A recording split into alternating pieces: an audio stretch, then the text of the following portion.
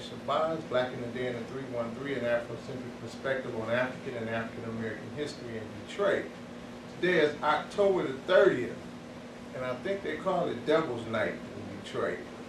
And we are, most of us know the history of Devil's Night, and there's a lot of people out there trying to change that around just a bit. Again, this is the Get Up Stand Up Show with Minister Malik Shabazz. I'm Baba Kefentse Chike, aka Dr. Chike. You're viewing us on TV 33 WHPR, broadcasting live from Highland Park, Michigan. We're also available live streaming at TV33WHPR.com via the Android app, available at the Google Play Store and the Apple app at the Apple App Store. You can also view us via Google TV, the Roku box, and Comcast Channel 91. Turn in, turn on, tune in, view us, listen in, and share your perspective with us. And as always, we'd like to take a moment of silence for those African ancestors that lived their lives to advance the cause of African liberation and to make life better for people of African descent, and in some cases even gave their lives. So we take a moment of silence for those ancestors, and we say Asante Sana, thank you very much. And I'm honored to have a very good friend and colleague, Dr. Ollie Johnson, in the studio with me, and a little later in the program we're going to talk about a very important up-and-coming event. But in keeping with the tradition, I want to go just through some historical events reflecting on the upcoming week. And as usual, we draw upon Ken Coleman's book, On This Day, African American Life in Detroit. And I see the Facebook family signing in. I see you showing up. I don't know if you can hear me, but we have a black screen, so I'm not sure what the challenge is. Hopefully you can see us. But if you can write something back, I'll know. And I've tried to ask a couple of times if people can see. I don't know what's happening with the technology there. On October the 30th, 1939, and these are just a few births, starting out with Eddie Holland Jr. was born in Detroit, and of course Holland was one of the three-member songwriting team of the famous Holland Dozier Holland. And of course Holland Dozier Holland are credited and noted for writing a number of Motown songs. One of the famous ones I can think of is Why Can't We Be Lovers? I'm sure those of you that are viewing in the audience probably know many as well. And hopefully we can get the numbers on the screen in a minute so you can call in if you want to add to the conversation, if you have questions or have feedback. In 1956, on October the 30th, famed basketball player Terry Tyler was born in Detroit. Tyler was a standout basketball player at Northwestern High School and the University of Detroit as well. He was drafted by the Detroit Pistons and played in the NBA for 11 years. During his career, he played for the Detroit Pistons, the Sacramento Kings, and the Dallas Mavericks. On October 30th in 1938, famed football player and car dealership owner, you know, the flying dealership, the flying car dealer. I don't know if you saw him before, Ali. He might have left Detroit before you got here, but in his commercials he had a cape on, and he always had the best deal for you. And if most people know I'm talking about Mel Fire. He was born on October the 30th in 1938 in Beaumont, Texas. On November the 2nd, 1931, Jackie Curry was born in Arkansas. Miss Curry was the first woman elected to the Wayne County Commission. She also served as the city clerk of Detroit. Miss Curry made her transition to the ancestor realm in December of 2009. November the 5th, 1938, Kenneth Cockrell Sr. was born in Royal Oak Township. Cockrell grew up to become a community activist and dynamic, charismatic lawyer and often represented poor people, police brutality victims, and those who fought against racism and other injustices. Cockrell served as a city council person in Detroit from 1978 to 1982. And some of us, people that have been around Detroit for a while, know Cockrell from the role he played in the tribunal, which was convened in 1967 in response to the killings at the Algiers Motel. If I'm not mistaken, he played the prosecutor. in this tribunal where the community came together and said that they would try the 3 police officers that had killed the young men in lieu of not getting any justice from the system.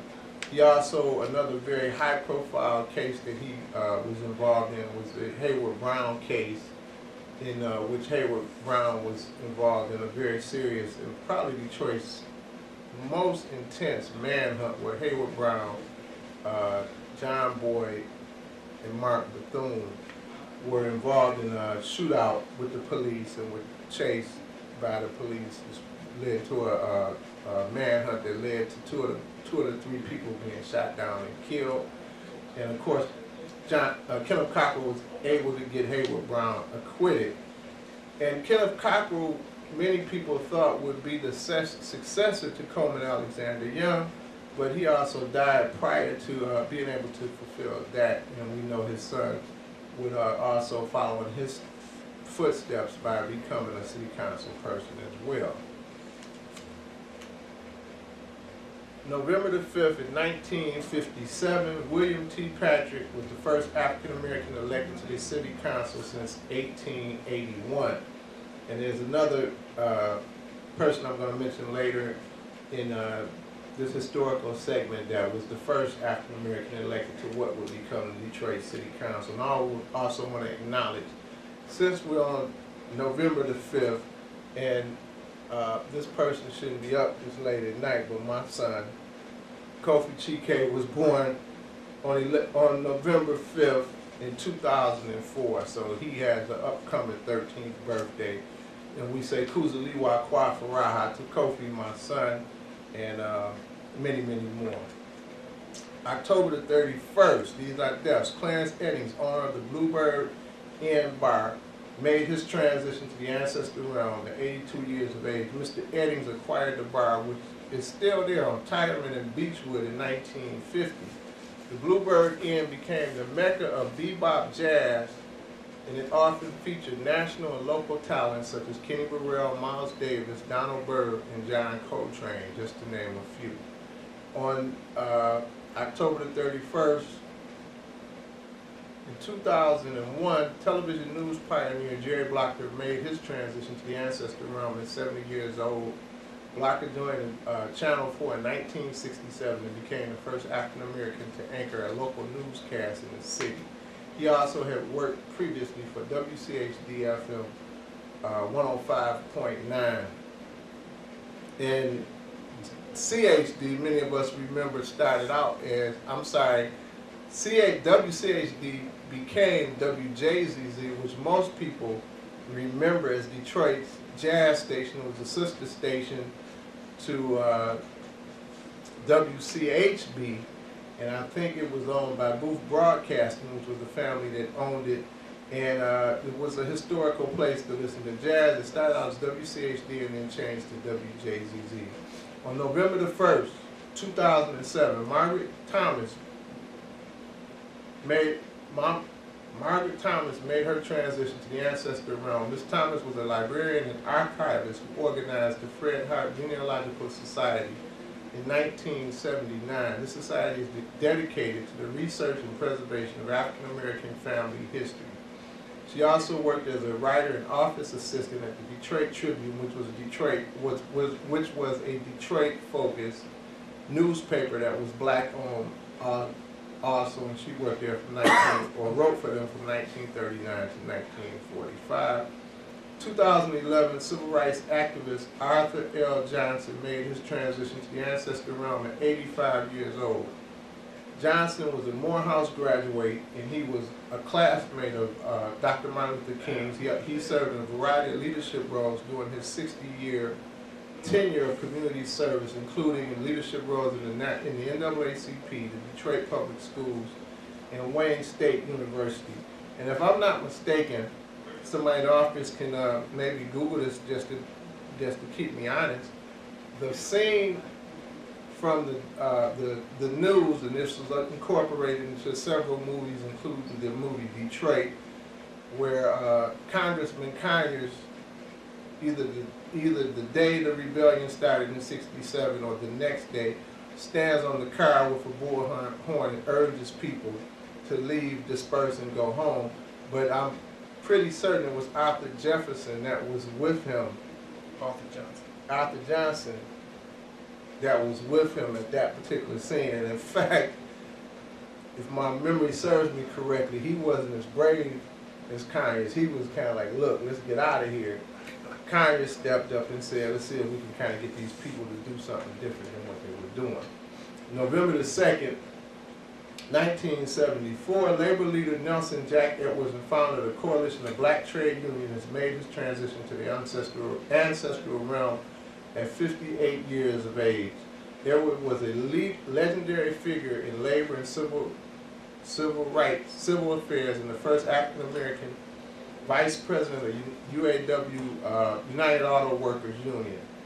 On November the 5th, 1992, Malice Green made his transition to the ancestral realm after being arrested and beaten by 4 white police officers on Detroit West Side.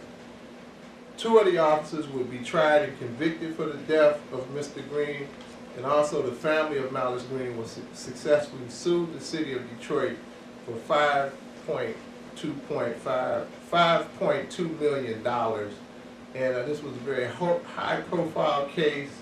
And actually, the current prosecutor, why can't I think of the prosecutor's name?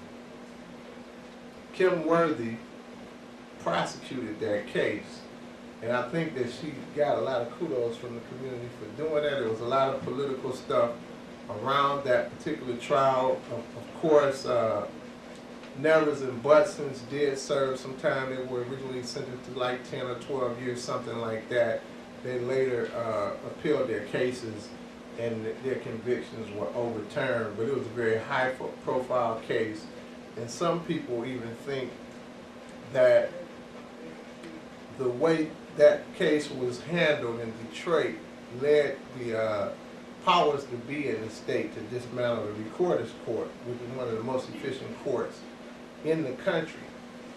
It was pretty much ran and operated by predominantly black people, and part of the rationale that people say is that black people would not convict other black people, but some people felt like it was in retaliation for these police officers getting convicted. In fact, when the police officers got convicted, prosecutors and other people in the surrounding suburban communities came to their defense. So this was one of the reasons people suspect that the Recorder's Court was attacked. And it was a lie that black people wouldn't convict other black people, because all you had to do, and for several years I've gone into all prisons throughout the state, and it's predominantly black people in the prisons. And it's always been that way as long as I can remember, and I've presented in prisons at least for the past 30 years or so. Anyhow, that was the Malice Green beating, and of course this happened on Warren near 23rd Street, and there was Benny White, the artist Benny White, painted a real nice mural there that was there for years, and I understand it was, the building was torn down where the mural was within the past couple of years or so. On November 5th, 2004, Dr. Austin W. Curtis made his transition to the ancestral realm. Dr. Curtis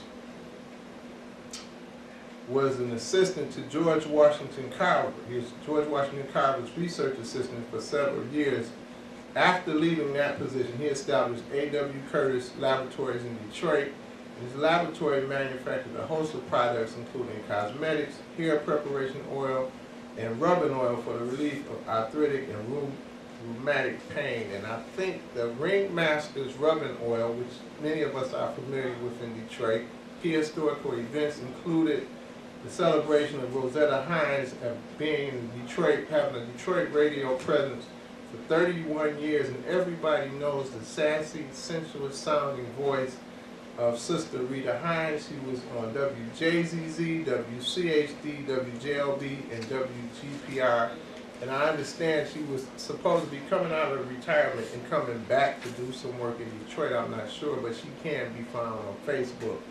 On November the 2nd, in 1880, Obadiah C. Wood was elected as the first African American to a city government office in Detroit. He served as one of several at-large members on the Board of Estimates, which was the upper house of the Detroit Common Council, and I'm assuming based on the way this was written at the time that the city legislature was like a bi-level, like how the Congress and the Senate is. 1976, Darius Gwendolyn Jackson became Michigan's first African-American woman to serve on a university governing board. She was elected to Wayne State University's Board of Governors. In 1993, Dennis Archer was elected as Detroit's 67th mayor, and he was the mayor that succeeded Coleman Alexander Young. And I personally think he was put into place and strongly supported by corporate interests and suburban interests, because he would be the mayor to transition black Detroit back into the hands of the people that are predominantly controlling the city now. So I think this was kind of a process that was well thought out, how the moves were going to be made now that Coleman Alexander Young was out of the way. If anybody in the audience, if we could get you all to bring up the call-in numbers, please, that would help us out a lot. There they are right there.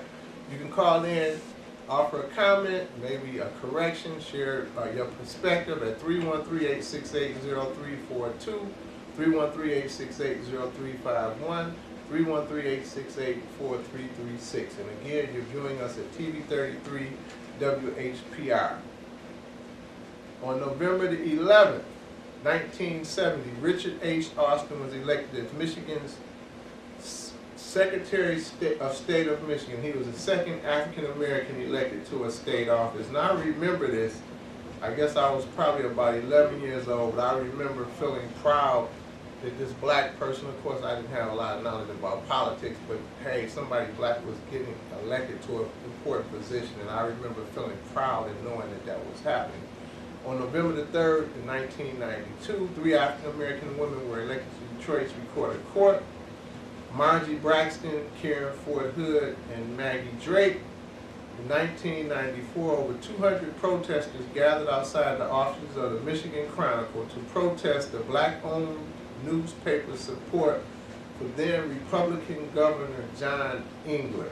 And they actually bypassed the Democratic candidate whose last name was Wolpe. I think that's how you pronounce it, W-O-L-P-E. And the black community in Detroit was upset about that. So they gathered in front of the headquarters of the Chronicle, and they urged people to suspend their subscriptions from the Chronicle, and they essentially expressed a spirit and a sense of disappointment and betrayal, because the Michigan Chronicle, which has been black-owned for years, and prior to that time had always endorsed Democratic candidates. And that kind of concludes the events. I'm honored to say to have in studio a friend and colleague, Dr. Ollie Johnson, who's an associate professor and chairperson of Wayne State University Department of African American Studies. Dr. Johnson is a political scientist who specializes in African American, Afro-Brazilian, and Afro-Latino or Afro-Latin American politics. Dr. Johnson, who's my friend, my brother, comrade, and colleague, is here tonight to discuss an upcoming event sponsored by the Department of African American Studies and the Charles Wright Museum. Now, are there some other sponsors, or is it just those two? Center for Latin American Studies. Lean in a little closer to the Wayne mic. State University. Hush House. Sister Sandra and Charles Center. And it's a community effort. So I want to call everybody's attention to it. Wednesday, November 8th, from 6 p.m. to 7:30 p.m. We're going to have an event. The title we gave it was Crisis in Puerto Rico and Detroit. Origins and Solutions. And so we want to go into detail about the water crisis, bankruptcy issues, colonial rule, and some of the other political, economic, cultural crises facing the people of Puerto Rico and the people of Detroit. So what are some parallels? The first thing that comes to my mind when we mention these parallels or how we frame this in a kind of partner way, is if I'm not mistaken, Puerto Rico kind of began in a kind of colonial, or emerged out of a colonial type experience. Is that correct or no? Yes. Puerto Rican people were fighting for independence from Spain, who was a Spanish colony for hundreds of years. And at the last minute, on the verge of victory, the United States went to war with Spain and defeated Spain and took control of Puerto Rico. And so, What year was that? that's late 1800s, Okay. early 1900s. And so since then, over 100 plus years, Puerto Rico has been effectively a U.S. colony. Okay. And over time, the specifics have changed, the legalities have changed, but I think de facto, the island of Puerto Rico remains a colony controlled by the U.S. government and United States political and economic elites. Okay. Even though Puerto Rican people are technically U.S. citizens. Right. However, it's a fake citizenship in the sense that if you're for example, if you're Puerto Rican living in Puerto Rico, you can't vote in presidential elections. So the people who live on the island, over 3 million people, do not have representation in Washington, where the effective final decisions are made over their lives. So they don't have a senator or No, they have, representative. no, they have, I believe, U.S. delegate, Okay. similar to Washington D.C. Okay. And this delegate does not have voting rights on the issues that matter. The delegate is allowed to speak and participate in debates, but it's more for show than for substance. Right. And it's a serious issue because the island has been devastated by recent hurricanes, but also by economic crisis. Puerto Rico has tremendous debt, can't pay its bills, and unfortunately, it looks like the U.S. government, along with Wall Street bankers, may be preparing a type of financial control board or bankruptcy board similar to what we experienced here in Detroit, in which pensions are cut, and the island gets some relief, but at a devastating price. And so we're going to have experts talk on this topic. I am not an expert, but we're going to have people like Professor William Santiago, lawyer Alicia Diaz-Thomas, religious leader Raul Echevarria, and We the People of Detroit leader Monica Lewis Patrick. So we're going to get into all the issues in depth, but we want a lot of community participation. We're expecting the religious community to be there, labor community, student community. So we're anticipating an exciting event Wednesday, November 8th from 6 to 7:30 p.m. at the Wright Museum. So, in this effort to come together, is the focus to try to point to some solutions? I know that really Puerto Rico is pretty much still in dire straits. I think there's still less than 80% of people that have water. There's issues, a lot of the power is still out. I just don't know the exact figures, but as well, this is in the news almost every day. That they have essentially been treated actually like less than a colony. you think about it. And it's just really interesting. But another point, and I'm not sure if you're familiar with this, but also I think it's St. Thomas and St. Croix are also American territories. And it's interesting how they call Puerto Rico is considered American territory, but I think more appropriate, as you said, it's a colony, essentially.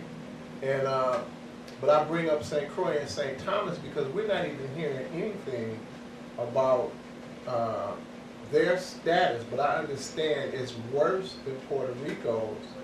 And I just can't help but think about there seems to be this pecking order from the country's perspective, or the perspective of the powers that be. That if we just kind of think in hierarchical terms, this is how I think about it. Texas and of course Florida have been given immediate attention when they were exposed to these hurricanes. Puerto Rico has been treated horribly bad, as we know. It's been all in the media, and to a lesser degree, or to a greater degree, these more black, quote-unquote, territories seem to have to be treated worse. You have a perspective on that, or are you familiar with that? Not on the details, but I definitely think it's a case that black or poor people get less attention and equal treatment or equal justice. And that's definitely the case in this instance, because even in the United States, where, like you said, immediate attention was given, not enough attention, because in those cities, Houston and other cities in the U.S. Gulf Coast, poor communities that often are in compromised locations or have compromised infrastructure have suffered more and continue to suffer more. I mean, this isn't over. I mean, some may more so in the Caribbean, and it's outrageous that the U.S. has not played a stronger role, because this is a humanitarian situation, and we should have all hands on deck, so to speak, complete joint efforts, everybody working together, but that's not the case, in part by government incompetence. Agent Orange is running things, and Agent Orange, that's it's just a very, very difficult situation. Agent Orange. I think Buster Rhymes gave Trump that nickname. So what is it? Is there some expected outcome for the event? I've spent the last 20, 30 years trying to build solidarity between people in the United States and people in Latin America, between black communities in the United States and black people around the world. And I know that the organizers of this event want to provide solutions, want to identify the organizations that are working hard to help the people on the ground here in Detroit and in Puerto Rico. And I know the leaders will be there to represent, to provide information, to answer all questions that folks have, in addition to giving the updates. So. And there's actually been a lot of outcry from the celebrity community. There's an female actor, can't remember her name, and she decided to, she started out reaching out to her colleagues and friends to try to gather a plane full of provisions and support food, water, and things like that. I saw her on one of the news shows, and she said that very soon morphed into 30 plane loads of relief efforts being sent down. And this was done outside of the government. You have a variety of other efforts. Jay-Z hosted a concert in New York. And it's good to see, and I mean, people will come out and support efforts like this whenever there's a tragedy, but it's just still, I'm not going to even say it's disturbing, because I'm not really that disturbed at what we're getting with the current administration.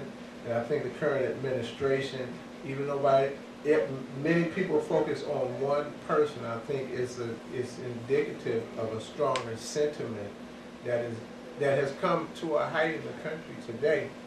And how do we effectively, or how do you think we effectively fight against that?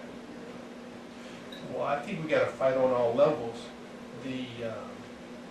When you have a tragedy of this dimension, you need immediate attention, Right. immediate resources to save people from dying, save communities, save neighborhoods, get power turned on, like you said, get people food and water. I mean, there are people without food and water Exactly. in Puerto Rico. So this is life and death situation, immediate situation. But you're right, it's bigger than the immediate situation, because solving the immediate crisis will hopefully lead to dealing with some of the structural systemic issues that led to the crisis. Because it wasn't just the hurricane, it wasn't just natural, environmental causes, it was political, economic, and military oppression in many instances that has led to this inequality and lack of access to resources. And those are ongoing issues in the United States, in the Caribbean, and around the world that we the people have to deal with. Right. And I just want to interject real quickly, because it looks like we can see you all, or we can see ourselves on Facebook, and hopefully you can see us now. Just send me a text, instant message or whatever through Facebook, if you will, either Dr. Errol Miata or anybody else that might be watching. What's up, Mama Bonicio? I just want to kind of bring everybody up to speed. Of course, this is Baba Kefentse Chike. This is the Get Up, Stand Up show with Minister Malik Shabazz. This is the Black in the Day in the 313 segment. I'm honored to have my friend and colleague, Dr. Ollie Johnson, Associate Professor of African American Studies, in the office, not in the office, but in the studio with me. And the focus today is an upcoming event that we're calling, can you say the name real quick for us, Dr. J? Crisis in Puerto Rico and Detroit, Origins and Solutions. And again, this is November the 7th? 8th. November the 8th. Wednesday, Go November. ahead, just give us all the details. Wednesday, November 8th, in the evening from 6 p.m. to 7:30 p.m. at the Charles A. Wright Museum. And this is a free event, of course. Free event. And what should people expect to see when they come there? You got about 6 people on the panel. Could you name the panel participants again, please? Well, there are going to be basically 4 people on the panel. 4. Right. Okay. Raul Echeverria, who's a religious leader working in Southwest Detroit. Alicia Diaz Thomas, who's a lawyer and instructor at Wayne State University. Okay.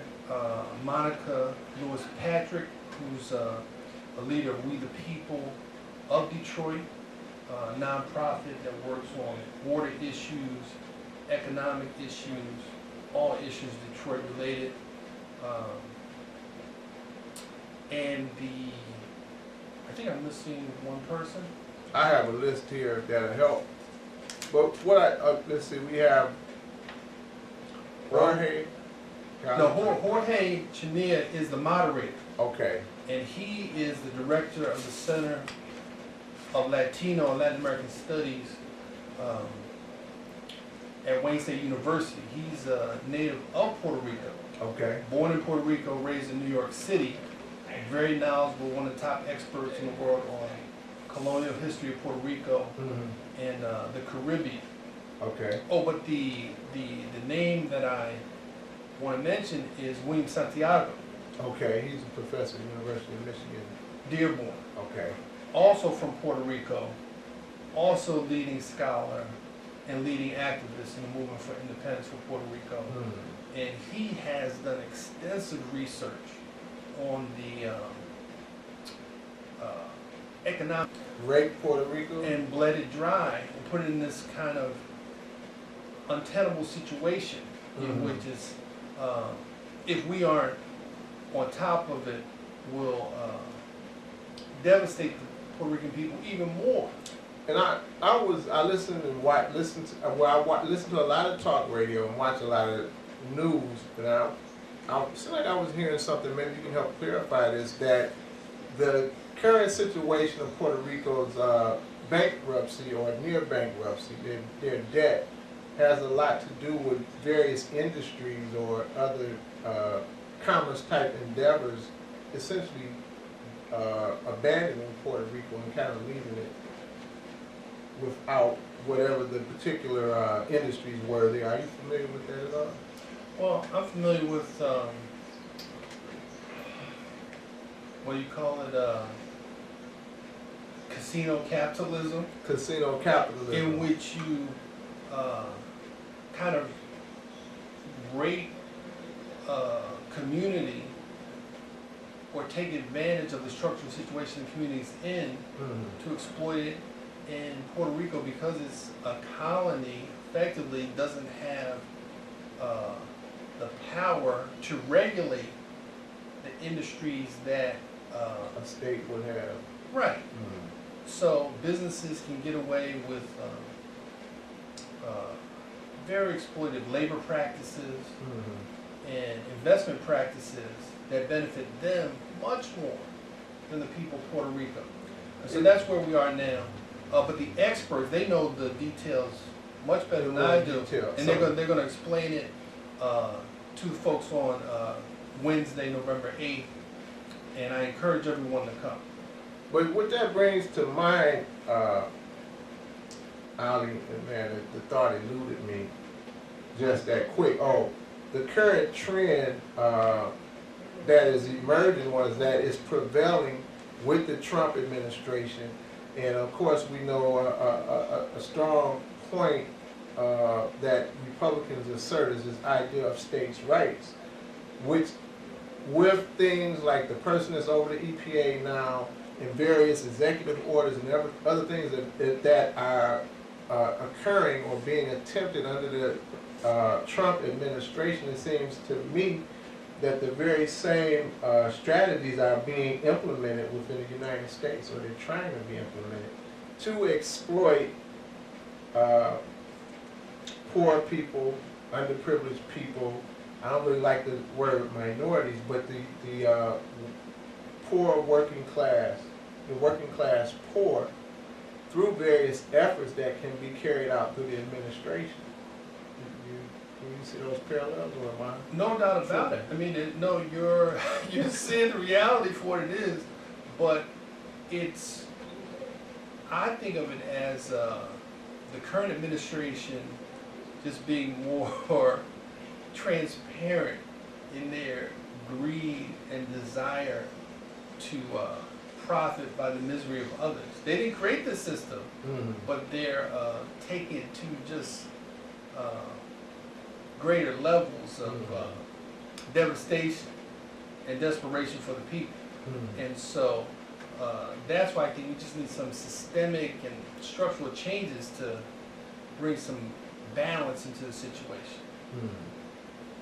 And of course, a lot of this is pushed back to the Obama administration, or his presidency for 8 years, and I think that people have very cleverly exploited the fact that there was a black president, because I think that somehow it's been able to be conveyed to white America, working class white Americans, and even poor white Americans, that somehow black people have made some tremendous success because a black president was elected, and that's so far from the truth.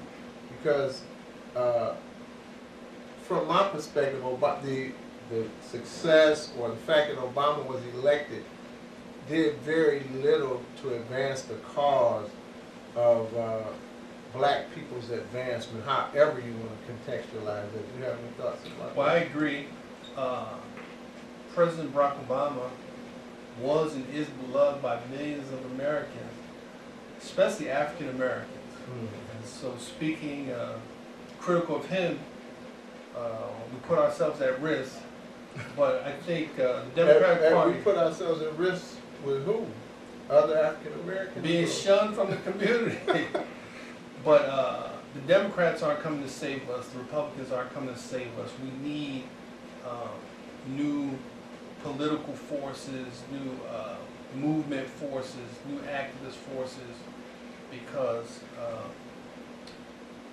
the system is structured against us, rigged against us, and so we need to go in a new direction. And so I'm hoping to hear some ideas Wednesday, November 8th, about what we can do to try to not only deal with the immediate emergency crisis, the immediate humanitarian crisis, but how to move forward in creating a deeper, more fundamental change in the relationship between the United States and Puerto Rico. Here in the city of Detroit, what can we do? We have an upcoming election. I'm not very impressed with the candidates that I'm seeing and hearing from, so we need some new candidates, we need some new blood, we need some new vision, we need some new activism, and the folks on the panel are doing that. Okay. They're just not getting enough media attention. One of the speakers, I think she's going to open up the event, is a sister named Adela Nieves, Puerto Rican sister who's one of the leading activists, solidarity activists here in Detroit with the people of Puerto Rico. And so there's all this great grassroots work being done that we don't hear enough about. Well, if it's any way possible, I know we kind of came together to do this tonight's show. We could have had a little more time to put things together, but I would love to have one or two of those other people come in, even if we might be able to pour that off for next Monday, or even if they could call in just to get their perspective. And we know, and if there's people in the audience that don't know, Puerto Rico has a very large, highly melanated population. But when I think about Puerto Rico, when I think about, as I said, St. Croix, St. Thomas, this whole thing that's happened with this Russia, whatever, Trump, all of this, and not that this is an original idea of my own, but it's not far-fetched for me to see that what is happening on a global level is that you're seeing white supremacists start to connect on a more global level. And I think this has a lot to do with this effort for people to move closer towards Russia. So I think there's an effort to kind of take white supremacy to another level. You have any thoughts about that? Well, I think white supremacy is already at an international level. Yeah, but I think they're trying to escalate it. Is that possible? Yes, unfortunately it is possible, because as you know, all these systems of oppression, racial oppression, gender oppression, economic oppression, they're